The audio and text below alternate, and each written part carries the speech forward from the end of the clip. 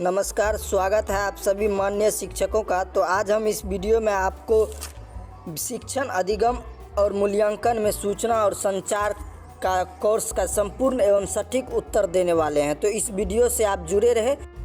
Dash स्तर पर निष्पादित सामग्री में पढ़ने लिखने एवं अंकगणित के लिए तत्परता शामिल हो सकती है। तो इसके लिए आप तीसरा विकल्प पूर्व प्राथमिक या प्राथमिक का चयन करें। दूसरा प्रश्न है आपके सामने, यदि कोई स्कूल अपने छात्रों के वास्तविक अध्ययन समय को कम किए बिना दोहरी पाली प्रणाली अपनाता है तो उसे डैश कहा जाता है। इसमें आप पहला विकल्प क्षमता वृद्धि पे टिक कर आगे की ओर बढ़ेंगे। तीसरा क्वेश्चन है, ECCE अधिगम के अनुभवों में प्रौद्योगिकी के कार्यान्वयन की प्रक्रिया को विभिन्न दृष्टिकोणों से देखा जाता है। यह डैश हो सकता है। इसमें भी आपको पहला विकल्प समष्टि स्तर, मध्य स्तर एवं सूक्ष्म स्तर पर पे टिक कर आगे की ओर बढ़ेंगे। अगला प्रश्न है, डैश विजुअलाइजेशन प्रक्रिया का समर्थन नहीं करता है जो कक्षा की स्थिति में आसानी से उपलब्ध नहीं है। इसमें आप चौथे विकल्प का चयन करेंगे, मुद्रित सामग्रियाँ। अगला प्रश्न है, NEP 2020 वर्ष डैश तक प्राथमिक विद्यालय में सार्वभौमिक बुनियादी साक्षरता एवं संख्यात्मकता प्राप्त करने की सिफारिश करता है। इसमें आपको तीसरा विकल्प 2025 पर टिक करना है। अगला है, रचनात्मकता के लिए निम्नलिखित में से किस उपकरण का उपयोग किया जा सकता है। इसमें आप तीसरा विकल्प टक्स पेंट पे क्लिक करें। तीसरा विकल्प टक्स पेंट होगा। पे क्लिक करने के बाद अगला प्रश्न है, स्वयं का पूर्ण रूप study webs of active learning for young aspiring minds, यानी चौथा विकल्प पे आप टिक कर आगे की ओर बढ़े। देख सकते हैं आप साफ साफ। अगला प्रश्न है, बच्चे डैश के संपर्क में आने से असुरक्षित स्थितियों में आ जाते हैं। तो इसका आपको हानिकारक और शोषक साइट पहला विकल्प पे आपको टिक करना है। अगला प्रश्न, ऑनलाइन पाठ्यक्रम प्रोत्साहित करता है। पहला निजीकृत अधिगम, दूसरा सेल्फ पेस्ड अधिगम, कदाचार आजीवन अधिगम। तो इसमें आपको चौथे विकल्प 1, 2 और 4, सबसे नीचे जो आपको विकल्प देख रहा है, इस क्वेश्चन को आप ध्यान से देखकर टिक लगाए वरना आपसे गलती भी हो सकता है।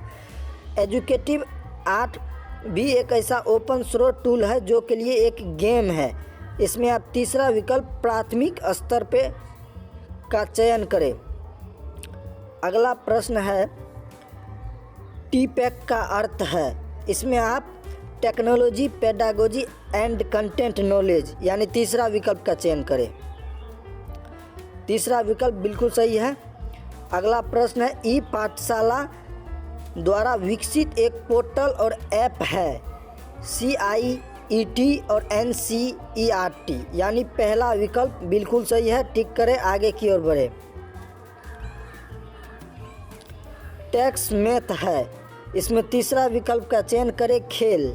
टेक्स्ट मैथ एक खेल होता है। तो अगला प्रश्न है, प्राथमिक स्तर पर डैश का उपयोग शिक्षकों द्वारा भागीदारी को प्रोत्साहित करने और आनंददायक तरीके से अधिगम को बढ़ावा देने के लिए किया जा सकता है। इसमें पहले विकल्प का चयन करें, डिजिटल गेम। अगला प्रश्न है, पूर्व प्राथमिक या प्राथमिक स्तर पर निष्पादित सामग्री को मोटे तौर पर ज्ञान के निम्नलिखित आयामों के अंतर्गत वर्गीकृत किया जा सकता है। इसके लिए आप पहला विकल्प तथ्यात्मक, संकल्पनात्मक, प्रक्रियात्मक, मेटाकोग्निशन, पहला विकल्प का चयन करें। अगला प्रश्न है, कक्षा के वातावरण में डैश से तात्पर्य शिक्षकों प्रौद्योगिकी व्यक्ति की उपलब्धता, ICT को संभालने में शिक्षक की योग्यता आदि से है। इसका आपको दूसरा विकल्प चयन करना है, मानवीय संसाधन। मानवीय संसाधन। अगला प्रश्न है, डैश वास्तविकता वास्तविक दुनिया के वातावरण का एक संवादात्मक अनुभव है जहां वास्तविक दुनिया में स्थित वस्तुओं को कंप्यूटर द्वारा उत्पन्न अवधारणात्मक जानकारी, कभी कभी दृश्य, श्रवण, हैप्टिक, सोमेटेक, सेंसरी और सूंघने संबंधित सहित कई संवेदी तौर तरीके बताए गए हैं। इसमें पहला विकल्प संवर्धित पे क्लिक करें। संवर्धित पहला विकल्प। उस पर क्लिक करने के बाद अगला प्रश्न है, निम्नलिखित में से किस मीडिया प्लेटफॉर्म का उपयोग प्रक्रियात्मक ज्ञान आयाम में वृद्धि के लिए नहीं किया जा सकता है। इसमें आप तीसरा विकल्प टेक्स्ट पाठ, तीसरा विकल्प जो आप देख रहे हैं पाठ के रूप में, उसको टिक करें। अगला प्रश्न है, आईसीटी तकनीकी उपकरणों और संसाधनों का एक सेट है जो डैश द्वारा परिभाषित डिजिटल जानकारी का निर्माण, भंडारण और संचारण करता है। इसमें आप दूसरा विकल्प यूनेस्को पे टिक कर आगे की ओर बढ़े। अगला प्रश्न है, आईसीटी का अर्थ डैश है। इसका आप इंफॉर्मेशन एंड कम्युनिकेशन टर्मिनोलॉजी यानी आप तीसरा विकल्प चयन करेंगे। उसके बाद आप पूर्व प्राथमिक और प्राथमिक शिक्षा में आईसीटी का अतिरिक्त उपयोग होगा, शारीरिक रूप से हानिकारक यानी आप चौथे विकल्प का चयन करें। अगला प्रश्न है, मोक का पूर्ण रूप है। इसमें आप पहले विकल्प मैसिव ओपन ऑनलाइन का चयन करें। उसके बाद है, डैश को विशेष आवश्यकता वाले बच्चों के मध्य अपनाया नहीं जा सकता है। इसमें आप पहला विकल्प मुद्रित सामग्री का चयन कर आगे की ओर बढ़े।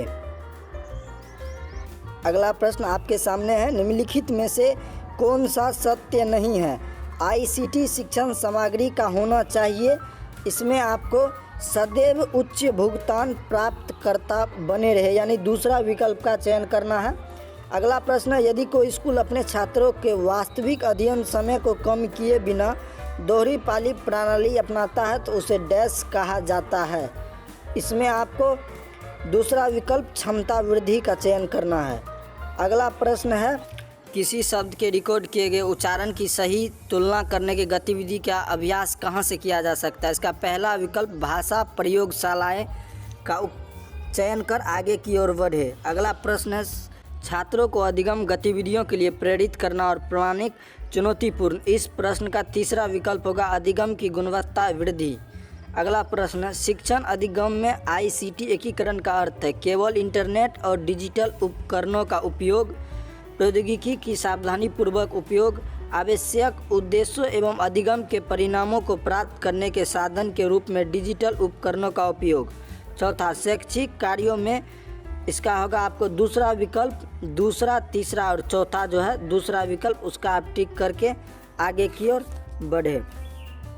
अगला प्रश्न है आपके सामने, पक्षियों, जानवरों और विभिन्न प्राकृतिक ऑडियो आदि की विभिन्न ध्वनियों को सिखाने के लिए उपयोग किया जाने वाला डैश अधिक उपयुक्त संसाधन है। इसमें आपको दूसरा विकल्प ऑडियो स्रोत का चयन करना है। दूसरा विकल्प आपके सामने ऑडियो स्रोत दिख रहा है, उसको क्लिक कर आगे की ओर बढ़े। तो अगला प्रश्न है, डैश ऐसे वातावरण का विश्लेषण करता है जिसमें एक आईसीटी सक्षम शिक्षण अधिगम प्रक्रिया संचालित होती है। इसमें आपको पहला विकल्प संदर्भ पे क्लिक कर आगे की ओर बढ़ना है। और अगला प्रश्न, आईसीटीसी व्यक्ति को लेकर समुदाय तक सभी के लिए उनके आर्थिक और सामाजिक कल्याण में सुधार एवं अवसर प्रदान करता है। समाज में हाशिए पर स्थित लोगों को मुख्य धारा में लाना डैश का हिस्सा है। इसमें आप दूसरा विकल्प सामुदायिक संबंधों में उन्नति पे क्लिक करके आगे की ओर बढ़े।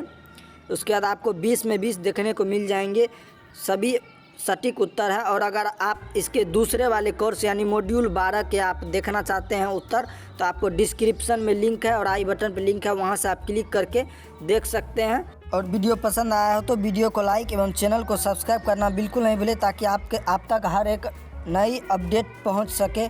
धन्यवाद, आपका दिन शुभ हो।